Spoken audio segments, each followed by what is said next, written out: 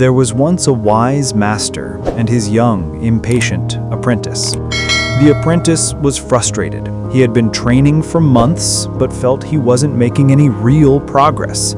"Master," he complained one day, "I practice every single day just as you instructed. I work until my muscles ache, but I feel no stronger. I see no change. I think I am just wasting my time." The master listened patiently, then nodded. "Tomorrow, bring me a hammer and a chisel, and meet me at the great Boulder at the edge of the forest." The next morning, the confused apprentice met the master, who was standing before a massive granite boulder, larger than a carriage. "I want you to break this boulder," the master said simply. The apprentice was stunned. "Master, that's impossible. It's huge. I could strike it all year and make no mark." "Do as I say," the master replied. "Strike the stone, just once." The apprentice sighed, but he obeyed. He placed the chisel against the rock and struck it with the hammer. Tink! A tiny chip of stone, no bigger than a grain of sand, fell away. "Good," said the master. "Now, go home. Come back tomorrow and do it again." "But master, tomorrow!" The apprentice, frustrated, went home. The next day he returned and struck the stone again. Tink! Another tiny speck of dust. This continued for days, which turned into weeks and then months. Every single morning the apprentice would walk to the boulder, place his chisel on the exact same spot, and strike it once. Tink! He saw no crack. He saw no change. It felt like the most foolish, useless task in the world. Others from the village would pass by and mock him. "Are you trying to carve a mountain? What a fool!" The apprentice begged his master to let him stop. "It's not working. I look ridiculous. I am making no impact." "Keep going," the master would say. "The time is not yet right. Strike the stone."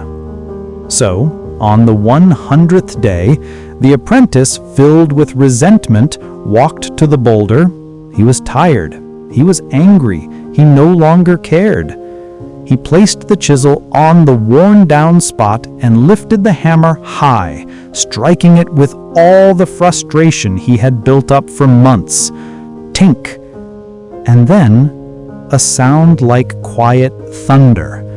A tiny hairline crack appeared where the chisel had been. The crack raced up the boulder, then shot down to its base. With a deep groan, the massive stone split in two, the two giant halves falling away from each other. The apprentice stood in stunned silence, the hammer still in his hand. "How?" he whispered. "Was it that last strike?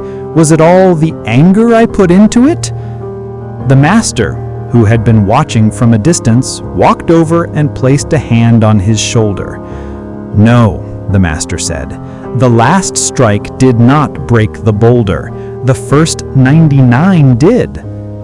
Every strike, even the ones that seemed to do nothing, added a tiny, invisible stress to the stone. Every tap, no matter how small or useless it felt, was weakening the boulder from the inside. The final blow was simply the one that revealed the result of all the work that came before it. This is the power of consistency. Your great goals are the boulder.